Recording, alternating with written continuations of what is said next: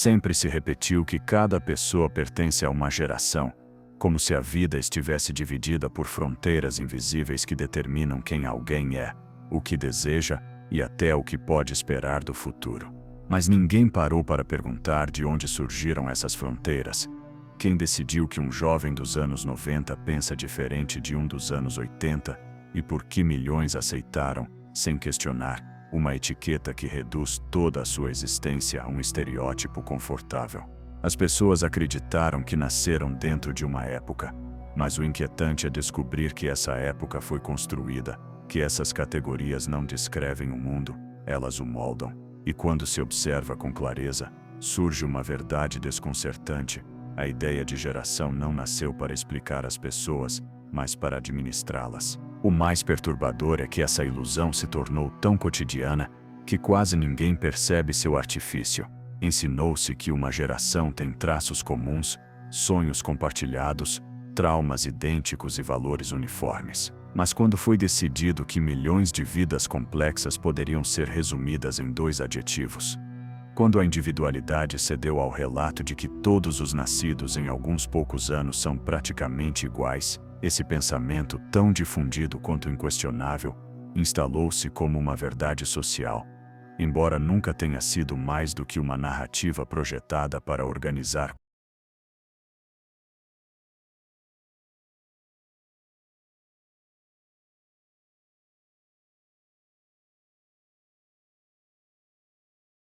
Ensina-se que sua geração explica seu caráter, sua sensibilidade, sua rebeldia, sua apatia ou sua força, como se a biografia pessoal fosse irrelevante diante de uma etiqueta imposta por forças que operam no silêncio. E, no entanto, essas forças não são históricas nem naturais, não são reflexos de processos sociais inevitáveis. São estratégias. Estratégias que começaram a tomar forma quando se descobriu que a mente humana é mais dócil quando acredita que sua identidade está determinada pelo tempo e não pela consciência. O capítulo se abre com uma pergunta que desmonta tudo: se as gerações realmente existem, por que seus limites são tão maleáveis? Por que mudam conforme o país, o mercado ou a necessidade de uma indústria? Nenhuma fronteira humana é tão flexível sem um propósito por trás. No fim, o que se chama geração não é uma descrição do passado, mas uma instrução para o presente, um manual que dita como um indivíduo deve sentir, pensar e se comportar para encaixar na narrativa que outros desenharam. E assim, a humanidade aceitou viver dentro de caixas que nunca escolheu, convencida de que foram herdadas do tempo, quando na verdade foram impostas por um sistema que entendeu algo antes de todos. A forma mais eficaz de controlar uma pessoa é convencê-la de que seu mundo já estava determinado antes mesmo de ela nascer. Com o amanhecer do pós-guerra, quando o mundo tentava reconstruir-se entre cicatrizes visíveis e invisíveis, surgiu uma intuição inquietante nos centros de poder econômico. A verdadeira riqueza do século que começava não estaria nos objetos, mas nas emoções humanas. As fábricas já produziam mais do que as pessoas necessitavam.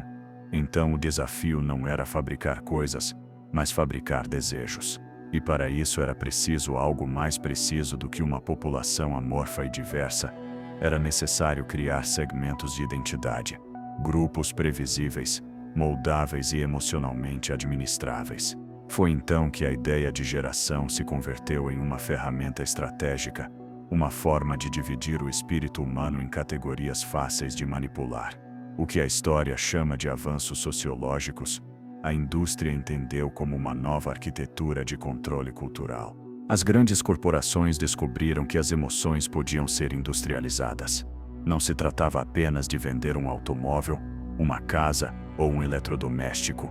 Tratava-se de vender o que cada um representava no imaginário coletivo. Mas para que esse imaginário fosse manipulável, era necessário atribuir-lhe donos. A estabilidade emocional deveria ser desejada por uma geração específica, a liberdade por outra, a autenticidade por outra ainda. Não era coincidência que cada década estivesse marcada por uma emoção dominante. Por trás de cada moda emocional havia um exército de psicólogos do consumidor, publicitários, economistas e estrategistas, trabalhando para converter estados da alma em mercados consumíveis. Assim nasceu o mercado emocional, um sistema onde a identidade é fragmentada para que cada fragmento possa ser explorado. O fascinante e perturbador é que esse processo não foi apresentado como um ato de controle, mas como um ato de compreensão humana. As empresas afirmavam descobrir as motivações geracionais, quando na verdade as desenhavam. O que parecia uma análise sociológica era uma previsão de demanda. O que parecia empatia cultural era engenharia psicológica. E as pessoas, agradecidas por se sentirem compreendidas, não perceberam que essa compreensão vinha acompanhada de um guia invisível de comportamento. Se você pertence a esta geração, pense assim. Se pertence àquela, deseje isso. Se nasceu em tal época, então este é seu sonho, seu medo, sua sensibilidade. Uma etiqueta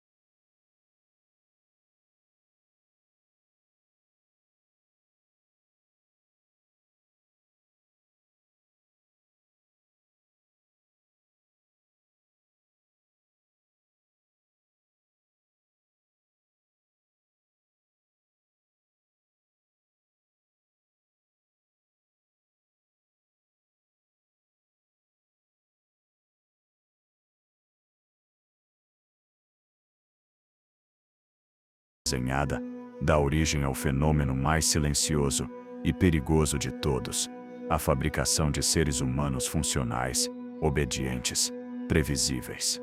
Essa será a fissura que se abre no capítulo seguinte, onde se revelará como as emoções deixaram de ser acontecimentos da alma para se converterem em instruções do mercado. Uma vez que o indivíduo foi reduzido a um segmento e sua identidade ficou presa dentro de uma caixa geracional, o próximo passo do sistema foi ainda mais ousado: projetar as emoções que cada grupo deveria considerar legítimas, desejáveis ou aspiracionais. Já não se tratava apenas de vender produtos ou estilos de vida, mas de intervir na arquitetura emocional de milhões de pessoas, moldando sua sensibilidade coletiva como se fosse argila. Assim nasceu um fenômeno sutil, porém devastador: a programação emocional, uma estratégia tão refinada que muitos ainda acreditam que seus sentimentos são autênticos, quando na verdade são respostas moldadas para encaixar no roteiro que outros escreveram para eles. O mercado entendeu que controlar o comportamento humano era insuficiente se não controlasse também a alma que o impulsiona. No século XX, os publicitários descobriram que as emoções podiam se transformar em vetores de consumo, verdadeiras estradas invisíveis que conduziam o indivíduo a produtos que prometiam completar aquilo que supostamente lhe faltava. Mas o truque mais brilhante não foi criar a necessidade, e sim fazer cada geração acreditar que essa necessidade nascia de seu próprio espírito. Assim, a uma geração foi incutido que a felicidade residia na estabilidade material, a outra que estava na liberdade individual, a outra que surgia da autenticidade e da realização pessoal. Cada emoção tinha um mercado por trás, e cada mercado tinha um segmento predeterminado para absorvê-lo. O inquietante é que ninguém questionou de onde provinham essas emoções coletivas. Assumiu-se que eram fruto da cultura, do espírito da época, da evolução natural da sociedade. Mas uma observação mais profunda revela a mão oculta que as impulsionou. A estabilidade como ideal surgiu quando a indústria precisava vender casas e eletrodomésticos. A autenticidade emergiu quando a tecnologia começou a oferecer ferramentas para construir identidades digitais personalizadas. O que parecia uma evolução da alma humana era, na realidade, uma evolução do mercado. E a emoção, esse espaço íntimo e supostamente inviolável da psique, transformou-se em território conquistado pelo consumo. Este capítulo não apenas expõe a manipulação emocional, conecta-se diretamente com o anterior, mostrando como a identidade segmentada é a condição perfeita para implantar emoções específicas. Se uma pessoa acredita que pertence a uma geração particular, será mais suscetível a aceitar os sentimentos que essa geração deveria experimentar. É o círculo perfeito: a caixa define quem você é, e as emoções programadas definem como você deve se sentir em relação a isso. Nesse ponto, o indivíduo já não é livre para emocionar-se com o que sua vida real lhe oferece. Agora se emociona segundo os ditames de um modelo cultural projetado em escritórios distantes, por pessoas que jamais conhecerá. O mais perturbador dessa estrutura é sua eficiência. Enquanto os sistemas autoritários do passado buscavam controlar as pessoas restringindo sua liberdade externa, o sistema contemporâneo aprendeu a controlá-las moldando seu mundo interno. Em vez de proibir, sugere. Em vez de censurar, seduz. Em vez de forçar, convence. E assim, milhões vivem sob uma programação emocional que confundem com autenticidade. A pessoa acredita que a ansiedade, a urgência, a busca obsessiva por propósito ou a necessidade de validação constante são características naturais de sua geração. Não percebe que essas emoções foram cuidadosamente instaladas para impulsionar um ecossistema de consumo que depende de sua instabilidade. Aqui nasce a problemática mais profunda. Quando a emoção é programada, a consciência torna-se dócil. Nada é mais fácil de dirigir do que uma mente que acredita que seus impulsos são próprios. E enquanto a pessoa se apega à ilusão de que sabe quem é, a engrenagem do mercado continua delineando o que deve amar, o que deve temer, o que deve buscar e o que deve evitar. O indivíduo se converte em espectador de seu próprio interior, ignorando que a obra que contempla não foi escrita por ele, mas pelos mesmos arquitetos da farsa geracional. Este capítulo termina abrindo a porta para o que vem a seguir. Se o sistema conseguiu programar emoções coletivas, então também conseguiu algo ainda mais perigoso: instalar mitos que dividem e colocam as gerações umas contra as outras, criando antagonismos que impedem qualquer forma de resistência coletiva. Porque um indivíduo emocionalmente programado é manipulável, mas uma sociedade emocionalmente fragmentada é ingovernável para si mesma. No próximo capítulo, essa fratura será revelada: o mito da lacuna geracional, a ilusão perfeita que impede as pessoas de reconhecerem-se no outro e descobrirem que todos, independentemente da idade, foram moldados pelo mesmo desenho invisível.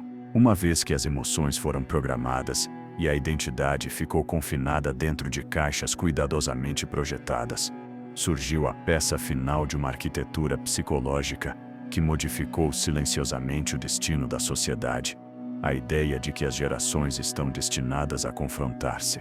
Essa narrativa, repetida até a saturação, sustenta que cada coorte é incompatível com a anterior, como se o simples passar do tempo transformasse os seres humanos em espécies diferentes incapazes de compreender-se. Esse mito, apresentado como conflito natural e inevitável, acabou sendo uma das estratégias mais eficazes para fragmentar qualquer possibilidade de unidade social. E o mais perturbador é que conseguiu fazê-lo sem violência explícita ou coerção. Bastou instalar a crença de que a incompatibilidade geracional é uma lei universal. O conflito intergeracional converteu-se em um espetáculo cotidiano. Os jovens foram descritos como frágeis, impacientes, desorientados e dependentes da tecnologia. Os adultos como rígidos, desconectados, incapazes de adaptar-se. Os mais velhos como obsoletos, lentos e ultrapassados pelo mundo moderno. De repente, toda a complexidade humana foi reduzida a caricaturas projetadas para alimentar a confrontação. Mas se observarmos com atenção, descobrimos algo ainda mais sinistro.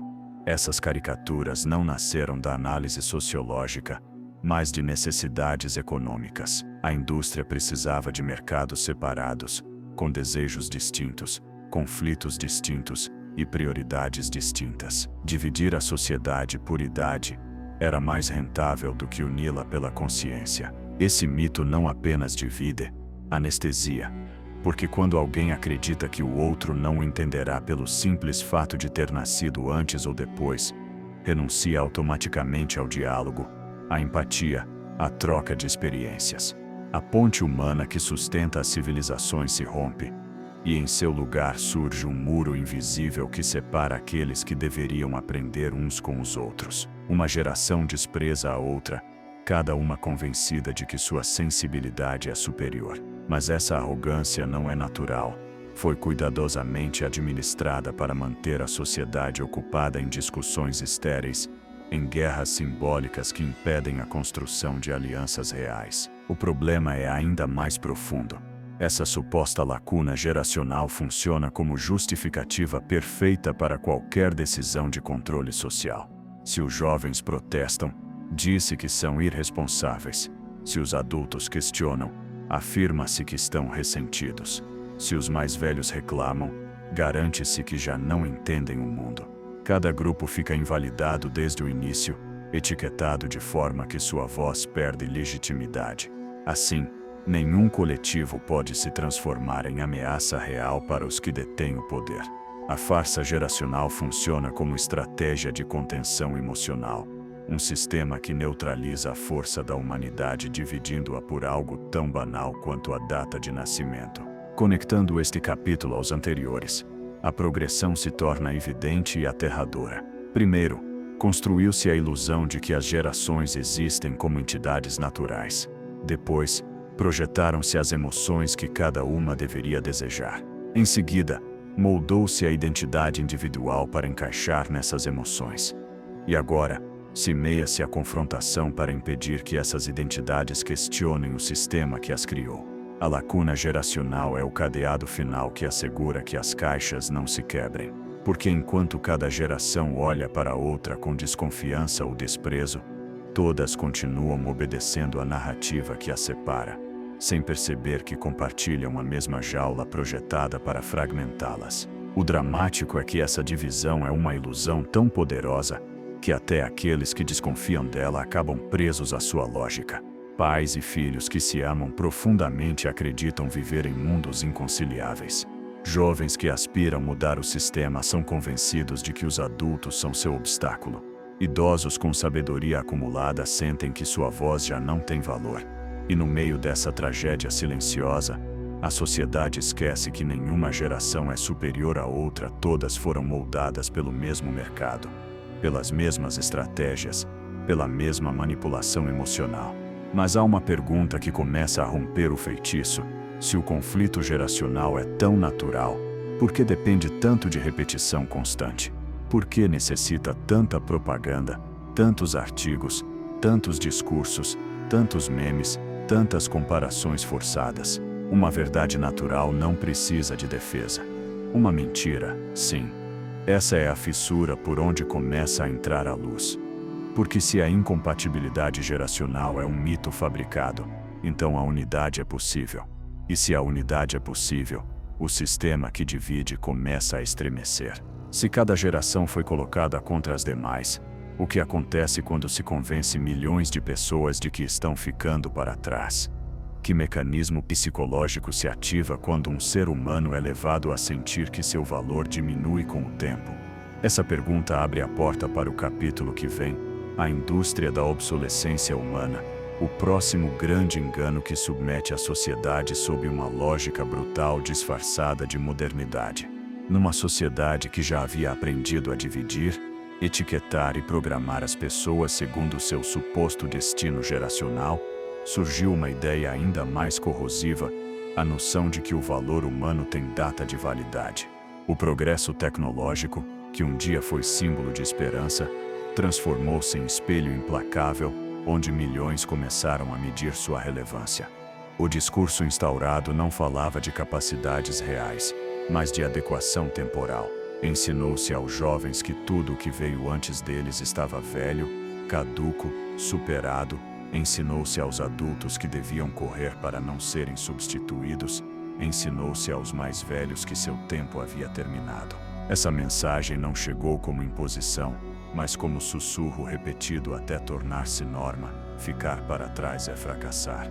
O inquietante é que essa ideia nunca surgiu do espírito humano, mas da lógica do mercado, uma lógica que exige renovação constante para sustentar seu próprio movimento. A obsolescência, que antes era aplicada a objetos, eletrodomésticos, telefones, automóveis, logo começou a deslizar para as pessoas. Já não bastava que um produto envelhecesse. Agora era necessário que quem o utilizava também parecesse velho. E assim, instalou-se uma cultura onde a juventude tornou-se recurso comercial, promessa de vigência, símbolo de utilidade para um sistema que teme qualquer coisa que não possa moldar a seu bel prazer. Nesse cenário, os seres humanos foram classificados de maneira silenciosa, funcionais se adaptavam, obsoletos se não. A pressão é tão profunda que muitos a confundem com verdade. Normalizou-se a ideia de que uma pessoa deve reinventar-se constantemente para não ser ultrapassada, como se a vida fosse uma competição interminável onde o relógio joga sempre contra.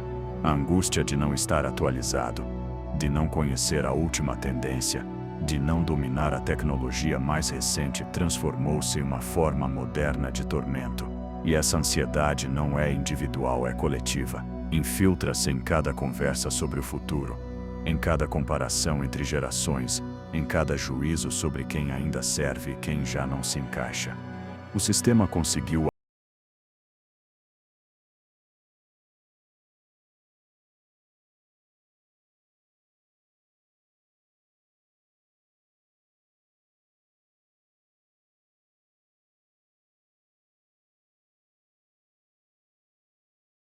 pela capacidade de adaptar-se a ritmos alheios à própria vida. Quando uma pessoa sente que perde importância por fatores que não controla, sua identidade se fratura. O que antes era certeza transforma-se em ruído. Conquistas parecem insuficientes. Experiência torna-se irrelevante. e a sabedoria acumulada durante anos é relegada a um canto que ninguém olha. A obsolescência não atinge apenas o corpo, desfaz a dignidade. Nada disso seria possível sem um mito anterior que ensinou a gerações a verem-se como entidades isoladas. Uma juventude que acredita que tudo o que veio antes está quebrado, acabará repetindo os mesmos ciclos que critica. Uma adultez que teme envelhecer torna-se dócil diante de qualquer exigência laboral ou cultural. Uma velhice que se acredita inútil aceita o silêncio como destino. E nesse espaço de insegurança compartilhada, a manipulação se torna fácil. A pessoa corre atrás de um ideal inalcançável, porque a corrida não tem linha de chegada, apenas movimento. Esse movimento perpétuo sustenta o mercado, a necessidade constante de atualização emocional, intelectual e estética. A paradoxa é evidente. Enquanto a sociedade celebra a inovação, esquece que a verdadeira evolução humana nunca dependeu da velocidade, mas da profundidade. Mas a profundidade não é rentável. Requer tempo, introspecção, pausa, reflexão. E esse tipo de crescimento não alimenta um sistema que precisa de consumidores inquietos, sempre no limite da insegurança, sempre temendo ficar para trás. A cultura da obsolescência humana opera exatamente aí, na ferida aberta de quem sente que vale um pouco menos a cada dia que passa. O mais perturbador é que a obsolescência não é imposta apenas de fora, começa a ser aceita de dentro. Muitas pessoas identificam-se através da narrativa do já não. Já não sou como antes, já não entendo isso, já não sirvo para aquilo. Essa frase, repetida até transformar-se em verdade, converte-se em ato de rendição emocional. E uma sociedade que se rende à ideia de que a vida é uma curva descendente perde a capacidade de perguntar quem definiu essa curva, porque se há algo que a história demonstra, é que nenhum avanço humano nasceu daqueles que correm para não envelhecer, mas daqueles que se detêm para compreender. Nesse cenário, a farsa geracional adquire dimensão ainda mais profunda. Não se trata apenas de dividir ou confrontar. Trata-se de corroer lentamente a confiança individual. Uma pessoa que teme tornar-se irrelevante, torna-se fácil de dirigir. Uma pessoa que acredita estar perdendo valor, jamais questiona o sistema que definiu esse valor. E assim, o medo de ficar para trás converte-se na corda invisível que guia os movimentos de milhões, embora todos acreditem estar agindo por vontade própria. Em meio à ansiedade silenciosa provocada pela sensação de tornar-se irrelevante, surgiu uma exaltação quase religiosa da juventude, não como etapa natural da vida, mas como ideal cultural que promete salvação. A juventude converteu-se em espécie de divindade contemporânea, venerada por sua vitalidade, sua adaptabilidade e sua suposta liberdade frente ao peso do passado. Atribuiu-se a ela um poder simbólico que nunca pediu o de representar o novo, o puro, o autêntico, e ao mesmo tempo, projetou-se uma sombra sobre tudo que escapava a esse brilho inicial. Em sociedade obcecada pelo recente, envelhecer parecia crime, e conservar a memória, um fardo. Essa exaltação não nasceu do amor genuíno pela vida inicial, mas da lógica do mercado que precisava de um rosto fresco para vender o sonho do inesgotável. As indústrias descobriram que a juventude poderia transformar-se no padrão aspiracional perfeito, sempre disponível para correr atrás de tendências, sempre disposta a renovar-se, sempre pronta para consumir a promessa de um futuro que, paradoxalmente, nunca chega. Era a matéria-prima mais maleável não porque fosse ingênua, mas porque estava submetida a uma narrativa que a convencia de ser protagonista de um mundo que, na verdade, a utiliza como símbolo. A pressão psicológica que isso cria é devastadora. Enquanto a juventude é glorificada como única fase digna de admiração, a velhice é esmagada pelo desprezo cultural. As pessoas mais velhas com décadas de sabedoria acumulada são tratadas como relíquias incômodas de um tempo que o mercado deseja esquecer. Já não são vistas como portadoras de experiência, mas como obstáculos que desaceleram o avanço frenético de um sistema que não tolera lentidão. Sua presença lembra que a vida não é apenas ascensão, mas transformação, limite e profundidade. e essas verdades não são rentáveis num mundo que exige movimento perpétuo. O trágico é que essa dinâmica fratura por dentro quem a vive. Os jovens, acreditando que seu valor resida em nunca parecer velhos, desenvolvem medo constante de perder a frescura que o sistema lhes exige. Os adultos, presos entre a vitalidade e a suposta decadência, buscam desesperadamente sinais de que ainda pertencem, de que ainda podem competir com aqueles que vêm atrás. E os mais velhos, carregando uma vida inteira de esforço, são convencidos de que o melhor que podem fazer é sair de cena. Uma sociedade que teme o envelhecimento é uma sociedade que deixa de crescer de verdade. O mais inquietante é que esse elogio da juventude não empodera os jovens, escraviza-os, promete-lhes liberdade enquanto os acorrenta a um padrão de validação que exige sucesso precoce, rapidez mental, reinvenção constante e imagem impecável diante do mundo. Disse a eles que tudo depende de sua vontade, mas ao mesmo tempo entrega-se uma identidade construída por expectativas alheias. A suposta vantagem de ser jovem converte-se em pressão insuportável. Os jovens não sustentam apenas seu tempo, sustentam o medo social de envelhecer. Nessa dinâmica, cada etapa da vida é castigada de modo diferente. Os jovens são castigados por não alcançar o que se espera deles. Os adultos por não manter o ritmo que o mercado impõe. Os mais velhos por não encaixarem uma estética de eficiência que já não reconhece o valor do descanso nem da profundidade. Assim, uma sociedade inteira vive em guerra com o tempo, tentando deter um relógio que avança com a mesma indiferença com que um oceano apaga uma pegada. O devastador é que, ao colocar a juventude como ápice de valor e castigar a idade como defeito, perde-se a riqueza que cada etapa oferece à existência. Sociedades que reverenciavam seus anciãos o faziam porque entendiam que a história e a memória são ferramentas para não repetir erros. Mas uma cultura construída sobre o culto ao novo condena-se a esquecer, e ao esquecer, repete. Nesse vazio de memória, o mercado pode vender a mesma ilusão repetidamente, porque cada geração acreditará que a ideia é nova, fresca, sua. É a repetição perfeita disfarçada de inovação permanente. E enquanto a sociedade se polariza entre quem teme perder valor e quem ainda não percebeu que também o perderá, a vida reduz-se à corrida absurda onde ninguém vence, porque os que perseguem juventude eterna descobrem que ela se desfaz em silêncio, e os que carregam marca da idade descobrem que sua sabedoria não encontra espaço num mundo que só ouve o que pode monetizar. Ambas as partes são vítimas da mesma narrativa, a que exige que a vida seja linear, ascendente e sempre útil para um mercado que jamais se detém. Nesse cenário emocional onde cada pessoa se sente insuficiente, por motivos diferentes, revela-se uma verdade incômoda. O problema não é a idade, mas a narrativa que a usa como arma.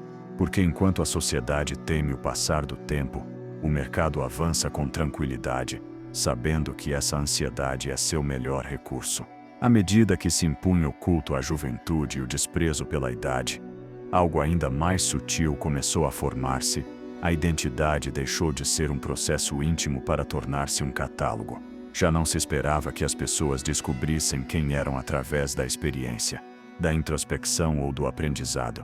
Agora deviam escolher uma identidade predefinida, projetada para encaixar nos mecanismos de consumo. A autenticidade deixou de ser jornada e tornou-se produto. E assim, a identidade, esse território sagrado onde antes habitava a alma, transformou-se em artigo disponível em prateleiras invisíveis, pronto para ser comprado, atualizado ou descartado conforme a moda. O inquietante é que essa transformação não ocorreu abruptamente, mas com delicadeza tal que muitos acreditaram ter ganho liberdade. Disseram-lhes que podiam ser quem quisessem, que o mundo estava cheio de possibilidades, que a identidade era flexível, moldável, infinita. Mas sob a aparência de liberdade escondia-se estrutura rígida. As opções não nasciam da imaginação humana, mas das necessidades do mercado. Cada gesto de rebeldia, cada estilo estético, cada postura ideológica, cada sensibilidade emocional era absorvida e empacotada para converter-se em produto vendável. A ilusão de livre escolha ocultava a verdade incômoda. A alma havia sido substituída por um avatar. Nesse novo cenário, a identidade consumia-se como bens materiais. Atualizava-se conforme a temporada, ajustava-se às tendências, media-se pela aceitação social. Até a busca por autenticidade transformou-se em mercadoria. Ser si mesmo deixou de ser ato de coragem para tornar-se estratégia de marketing pessoal. E nesse processo, profundidade interior reduziu-se a conjunto de traços estéticos e emocionais projetados para agradar ao público digital. A identidade tornou-se espelho que reflete o que se espera de nós, não o que realmente somos. O problema é devastador. Sociedade que consome identidades perde capacidade de cultivar almas. Introspecção, dúvida, silêncio, conflito interno, todos elementos necessários para construir identidade autêntica, foram substituídos por fluxo constante de estímulos que dita quem se deve ser em cada momento.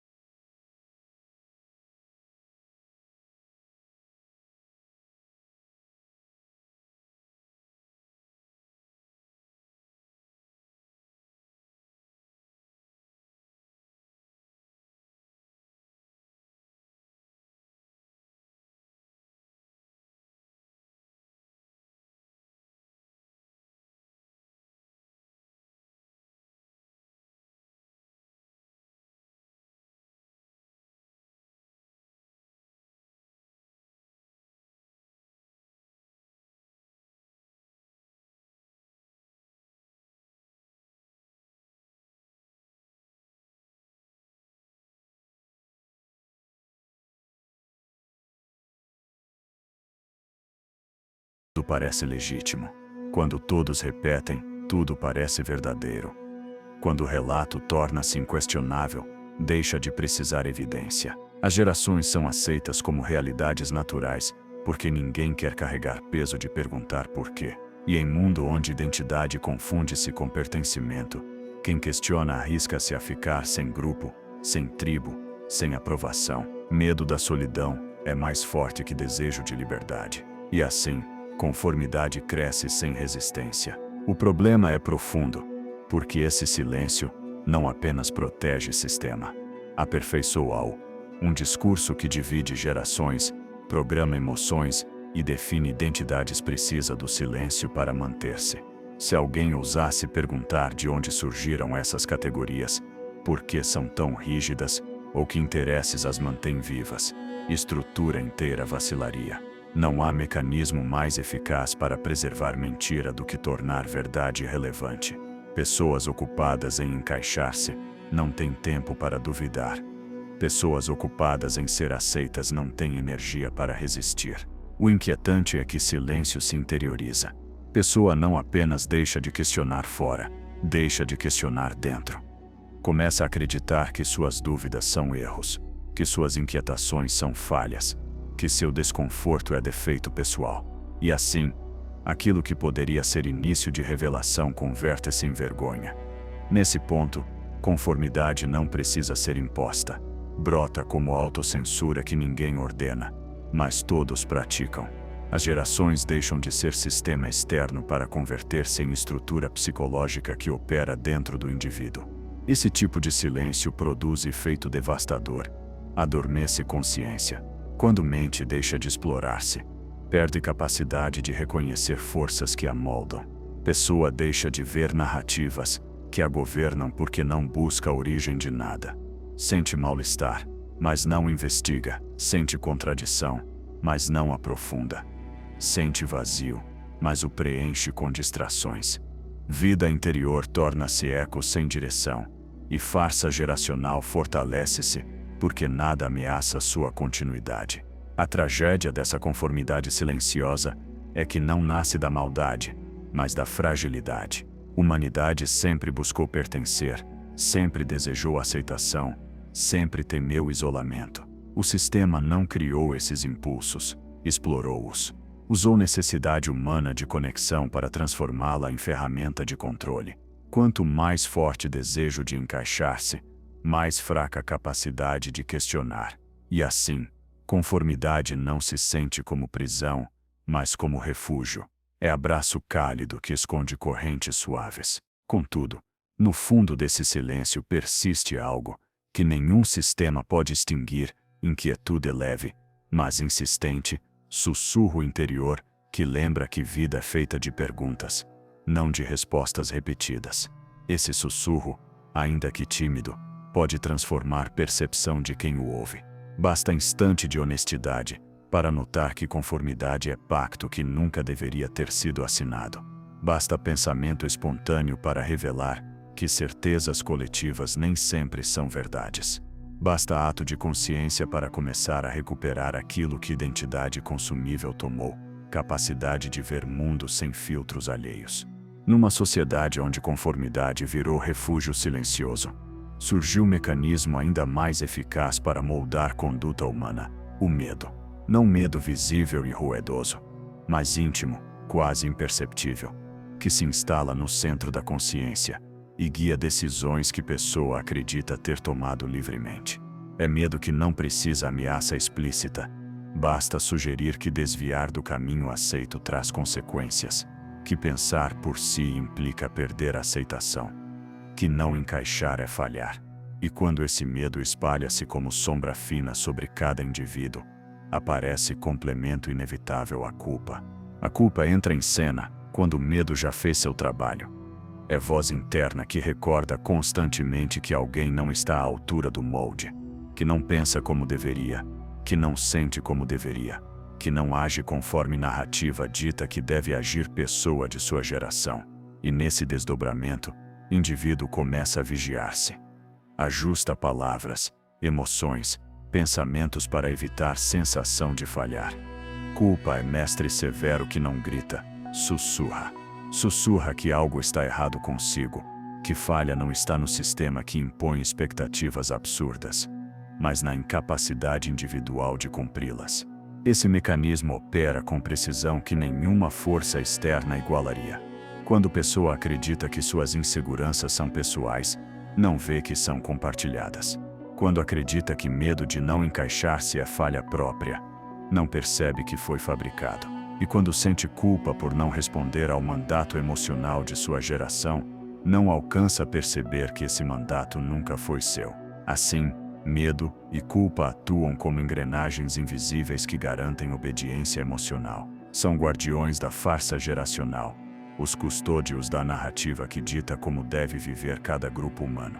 O inquietante é como esses mecanismos instalam-se desde cedo. Ensina-se aos jovens a temer serem insuficientes, aos adultos, a temer serem substituídos, aos mais velhos, a temerem tornar-se invisíveis. E cada um carrega culpa diferente. Jovem por não atingir sucesso instantâneo prometido, adulto por não ter alcançado tudo que esperavam dele, idoso por não encaixar num mundo que muda sem ritmo humano. Culpa torna-se laço apertado distinto por década, mas apertando sempre no mesmo lugar, na dignidade interior. A paradoxa mais cruel é que esse medo não gera resistência, mas adaptação. Pessoa teme não estar à altura, então esforça-se mais. Sente culpa por não cumprir mandato emocional de seu grupo, então tenta com maior fervor. E quanto mais tenta ajustar-se, mais afasta-se de si. Nesse terreno fértil, mercado encontra poder imenso. Capacidade de dirigir comportamentos sem impor, gerar necessidades sem justificá-las, criar tensões que só podem ser aliviadas consumindo o que o sistema oferece.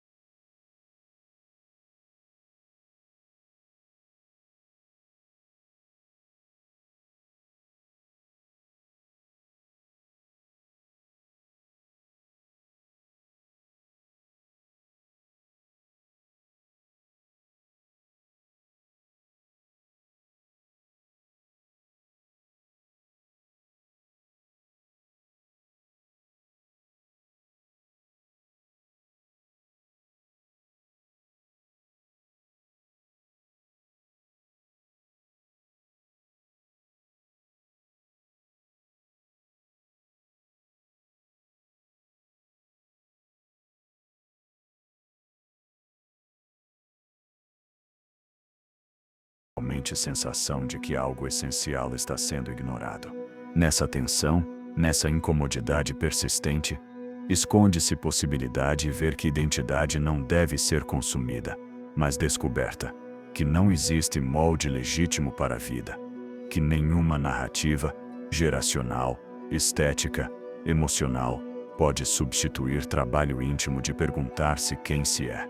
E quando essa pergunta surge com honestidade, estrutura aparentemente inquebrável começa a mostrar fissuras, porque nenhuma identidade criada para obedecer pode sustentar-se frente à alma que desperta.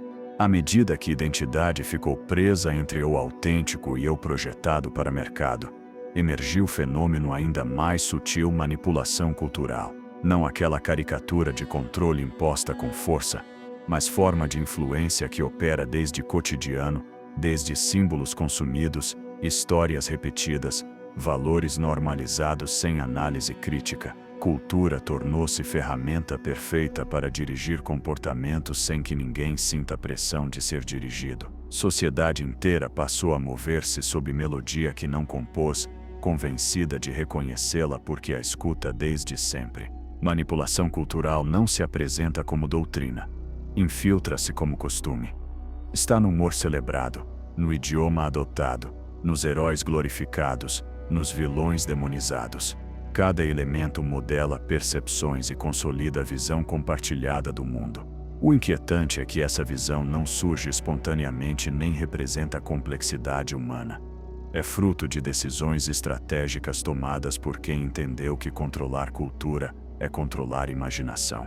E quando imaginação é domesticada, a alma torna-se território fértil para qualquer narrativa criada de cima. Nesse cenário, cultura deixa de ser expressão do povo e converte-se em expressão do mercado. O que antes foi reflexo de experiências vitais agora é espelho projetado para mostrar o que convém que sociedade veja. Gerações tornam-se personagens dentro de roteiro, onde cada frase, cada atitude, cada sensibilidade está calibrada para reforçar a estrutura que as separa. O que se celebra e o que se condena, o que se lembra e o que se esquece, o que é considerado moderno e o que é descartado como antigo, tudo impregnado de propósito, ainda que tão oculto que pareça natural. Essa manipulação opera sob regra simples e devastadora. O que se repete suficientemente torna-se verdade emocional. Não importa se algo é falso. Importa se é familiar.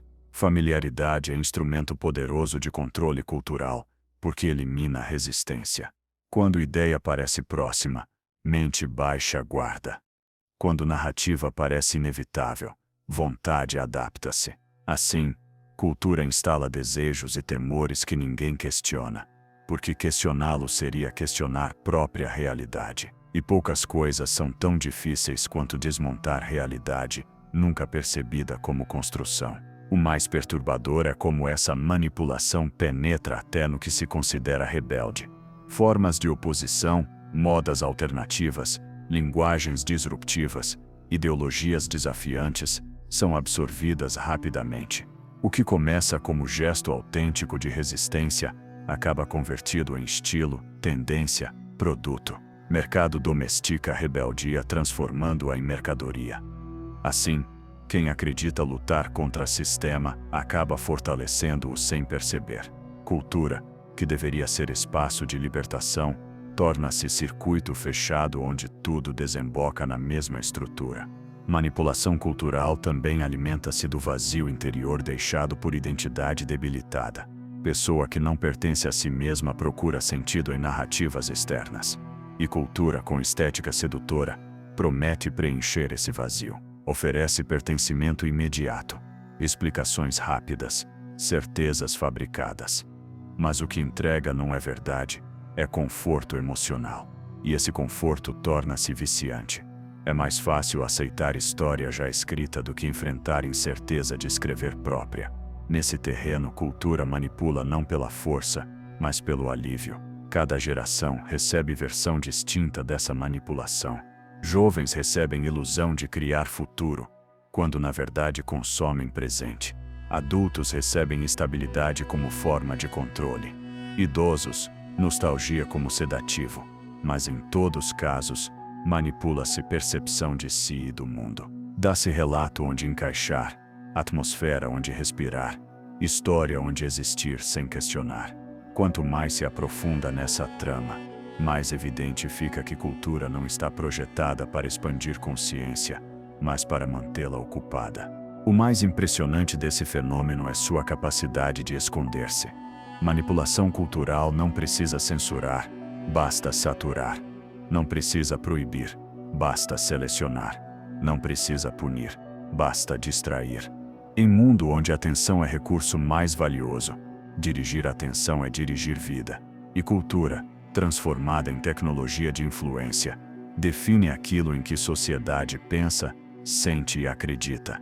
O que fica fora do enquadramento simplesmente deixa de existir para quem vive dentro dele. Contudo, dentro dessa engenharia simbólica persiste fissura que nenhum sistema pode apagar totalmente: a intuição humana. Sensação tênue que aparece quando algo não encaixa. Quando narrativa soa perfeita demais, quando o hábito parece confortável demais, quando convicção surge rápido demais. Intuição é a evidência de que consciência, embora debilitada, não foi derrotada. É lembrança de que cultura pode moldar, mas não determinar por completo. Que a alma pode ser influenciada, mas nunca substituída. Esse impulso interno é, talvez, sinal de que história não foi escrita por completo.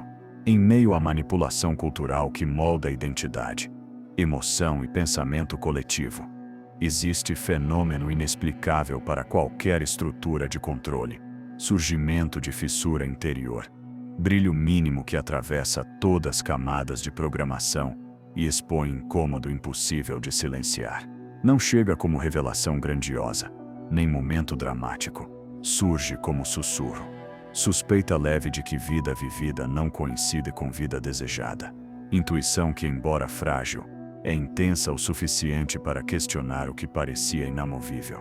Essa fissura é prova de que consciência, mesmo debilitada por anos de narrativas alheias, nunca foi totalmente capturada. A fissura aparece quando a pessoa nota que emoções não lhe pertencem totalmente, que decisões refletem expectativas alheias, que identidade parece mais interpretação que experiência.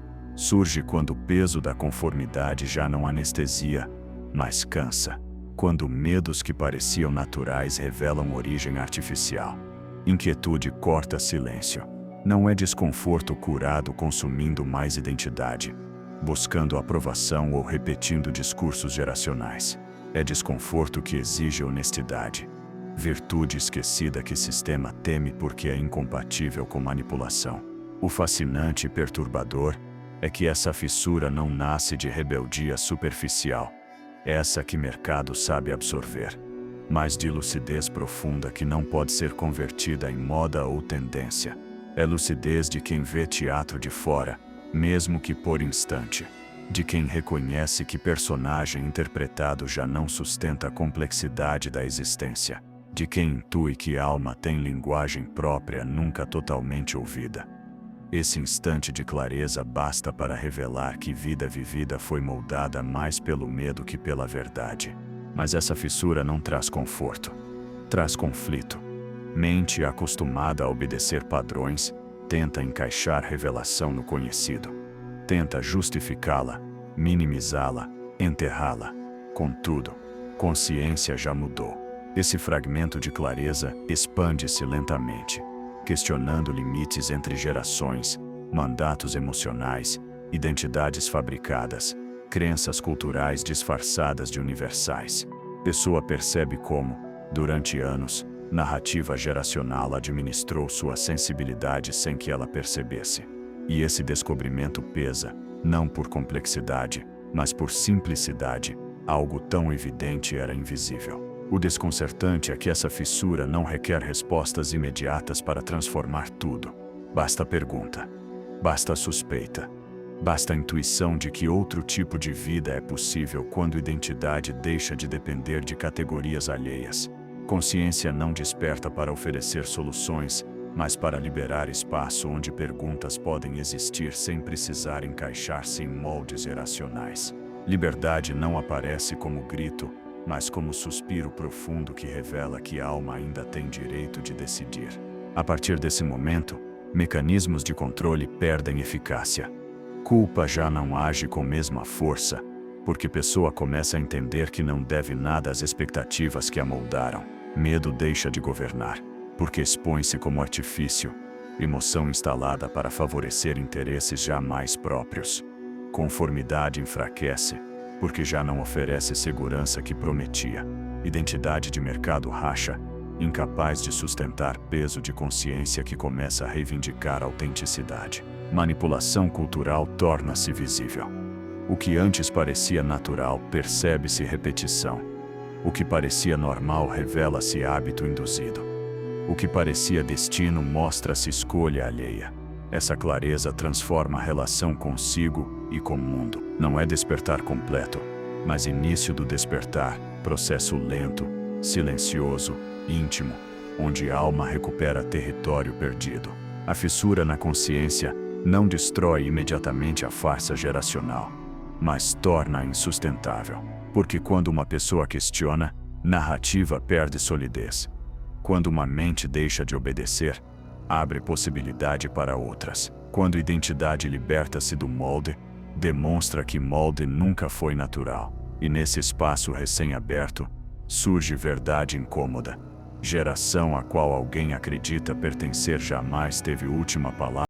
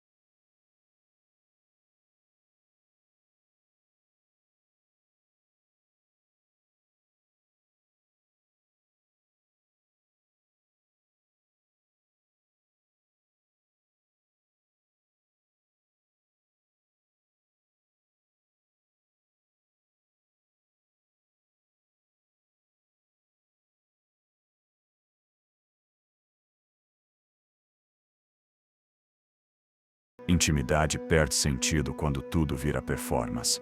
Identidade torna-se exibição contínua. Vida deixa de viver-se desde dentro para viver-se desde fora, como se cada instante precisasse validação alheia antes de ser real. Nesse cenário, narrativa geracional encontra terreno perfeito para multiplicar efeitos. Jovens definem-se por tendências calculadas, adultos por expectativas laborais desumanas, idosos por sensação de ficar de fora. Cada grupo é observado, segmentado, dirigido com precisão que apaga fronteiras entre humano e mecânico. Tecnologia não apenas acompanha a vida, substitui parte essencial dela. Capacidade de imaginar, questionar, lembrar debilita-se quando máquina faz tudo. Memória já não se treina, delega-se. Criatividade já não se explora, imita-se. Consciência, antes território inviolável, transforma-se em espaço compartilhado com sistemas que aprendem mais rápido que qualquer mente humana. O poder dessa prisão não reside em dureza, mas em suavidade, em como oferece exatamente o que pessoa busca antes que busca, em como adapta a realidade às preferências, tornando-as constantes até deixarem de ser escolhas para tornarem-se hábitos, em como sussurra narrativa onde vida parece sequência de desejos satisfeitos, sem mencionar que esses desejos foram semeados antes de serem sentidos. Prisão funciona porque vida digital parece mais fácil que vida interior, e nessa facilidade, a alma começa a atrofiar-se. Contudo, é precisamente nessa era que fissura da consciência pode expandir-se com força, porque jamais manipulação foi tão intensa, mas também jamais foi tão evidente para quem aprende a olhar. Saturação cria possibilidade de rejeição, ruído cria anseio de silêncio, repetição cria desejo de autenticidade. Até na prisão mais sofisticada existe espaço onde algo no ser humano reconhece que a abundância de estímulos não compensa a ausência de sentido. Esse reconhecimento, embora tênue, marca início de retorno à interioridade. Retorno que não se alcança fugindo do mundo digital, mas aprendendo a habitá-lo sem perder-se. Aprendendo a ver cadeias invisíveis sem permitir que definam destino. Aprendendo a recordar que vida real não ocorre nas telas, mas no lugar silencioso onde ainda é possível ouvir-se. E esse lugar, embora ameaçado, não desapareceu. Em meio às prisões sutis que governam vida moderna, narrativas geracionais, identidades fabricadas, manipulação cultural e algoritmos que vigiam cada movimento, surge possibilidade silenciosa, porém poderosa, recuperar liberdade interior. Não aquela liberdade superficial associada à ausência de regras, ou capacidade de escolher entre opções pré-projetadas, mas liberdade profunda, que surge quando a pessoa reconhece que pode reconstruir-se desde dentro sem submeter-se às estruturas que definiram seu mundo. Essa forma de liberdade não chega como explosão, mas como clareza que dissolve névoa onde antes habitavam medo, culpa e conformidade. Verdadeira liberdade começa com renúncia. Renúncia a aceitar como inevitáveis as fronteiras desenhadas por outros. Porque uma vez que consciência suspeita que categorias irracionais não descrevem vida, mas limitam-na, abre-se espaço que nenhuma narrativa pode fechar. Pessoa percebe que supostas características de sua geração não coincidem com sua alma, que identidade não é reflexo de seu tempo, mas de seu próprio percurso interior. Entende que emoções que considerava naturais foram sugeridas, que medos foram herdados, que crenças foram moldadas sem aviso. Esse reconhecimento não destrói identidade, liberta-a. O mais transformador é constatar que a autenticidade não provém de rebelar-se contra o sistema, mas de deixar de obedecê-lo desde dentro. Rebelião pode ser absorvida, comercializada, convertida em tendência. A autenticidade não. A autenticidade desconcerta mercado porque não pode ser prevista, segmentada, empacotada. Pessoa fiel a si mesma, deixa de encaixar-se nos perfis projetados pela indústria e torna-se ser humano completo, não consumidor moldado. Liberdade, então, não é ação, é estado da alma. Estado que não precisa justificar-se perante narrativa geracional que tenta defini-lo. Nesse ponto, algo profundo se reconfigura. Pessoa desperta já não vive vida como luta por pertença, mas como processo de descoberta. Deixa de medir valor, comparando-se com gerações. Observa-se sem intermediários. Para de competir com o tempo e passa a habitá-lo. Para de perseguir identidades externas e começa a ouvir ritmos internos silenciados por anos de ruído cultural. Essa reconexão com própria voz transforma a relação com o mundo. O que parecia ameaça torna-se possibilidade. O que parecia fracasso torna-se caminho. O que parecia destino torna-se decisão. Essa transformação interior tem impacto inevitável na estrutura de poder alimentada por obediência inconsciente. Pessoa lúcida interrompe cadeia de influência. Consciência desperta rompe previsibilidade do mercado. Identidade autêntica desativa engrenagens emocionais que sustentavam farsa geracional. Não precisa enfrentar estrutura. Simplesmente deixa de participar do jogo que ela propõe. E nessa renúncia silenciosa, vida recupera a dimensão confiscada, capacidade de ser sem pedir permissão. O mais comovente é que essa liberdade não exige abandonar o mundo, mas habitá-lo de outra forma. Habitá-lo vendo manipulação sem permitir que defina a experiência. Habitá-lo escolhendo sem que opções sejam impostas pela ansiedade ou comparação. Habitá-lo com tranquilidade de saber que vida é maior que qualquer narrativa, mais profunda que qualquer etiqueta, mais poderosa que qualquer algoritmo. Liberdade interior não elimina estruturas externas, mas retira delas poder de ditar quem se é. Nesse novo cenário, narrativa geracional perde força. Deixa de ser prisão para tornar-se dado irrelevante. Deixa de moldar identidade para tornar-se ruído distante. Pessoa que abandona essas fronteiras descobre que nunca existiram além da mente que as aceitava. Quando essa aceitação dissolve-se, dissolve-se a ilusão que sustentava sistema. Fronteira geracional era desenho na areia. Liberdade é mar que apaga esse traço. Extraordinário é que essa recuperação da liberdade não requer grandes gestos, mas pequenos atos de lucidez. Escolher com consciência. Sentir sem permissão. Pensar sem roteiro. Questionar sem medo. Lembrar que vida não pertence à época, mas a quem a vive. E nesse lembrar revela-se verdade que farsa geracional tentou ocultar. Que nenhuma estrutura cultural, tecnológica, emocional pode governar por completo o ser humano que aprendeu a ouvir-se. Liberdade redesenhada não é meta, é retorno. É reconquista do território mais valioso da existência, própria consciência. Território onde nenhuma narrativa chega intacta e onde nenhuma manipulação se sustenta. Porque ali, no mais profundo, vida recupera sua voz original. Voz que não responde a gerações, mas à própria humanidade. Voz que recorda que a única fronteira real é aceitar limites que nunca pertenceram à alma. Ao final, quando todas as narrativas se desfazem e etiquetas perdem peso que um dia tiveram, resta a realidade mais simples e mais difícil de aceitar. Nunca foram as gerações que determinaram existência, mas vontade humana de obedecer fronteiras que outros desenharam. Durante anos acreditou-se que identidade devia ajustar-se ao tempo, que vida devia fluir segundo categorias herdadas, que valor pessoal dependia do ritmo imposto por mercado que trocou a autenticidade por eficiência emocional.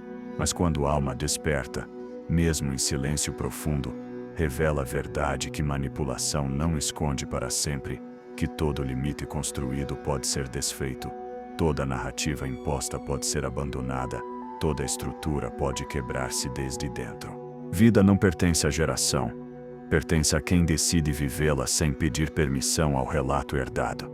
E nesse gesto pequeno, porém radical, quebra-se a ilusão que manteve a humanidade adormecida. Porque tudo aquilo que parecia imutável, etiquetas, brechas, medos, culpas, identidades fabricadas, torna-se frágil diante de consciência que se reconhece. O que parecia destino, revela-se contrato nunca assinado. O que parecia lei revela-se sugestão repetida. O que parecia inevitável converte-se em possibilidade. A farsa geracional só funciona enquanto mente acredita pertencer a um molde. Mas quando compreende que sempre foi maior que qualquer definição, Sistema perde sustento. Fronteira desmancha-se. Jaula abre-se. Identidade retorna ao seu dono. E relato, que um dia governou em silêncio, torna-se eco distante incapaz de ditar rumo de vida que escolheu despertar. Porque no final, a única geração que existe é a do instante presente. Aquela em que alguém, pela primeira vez, decide ser livre.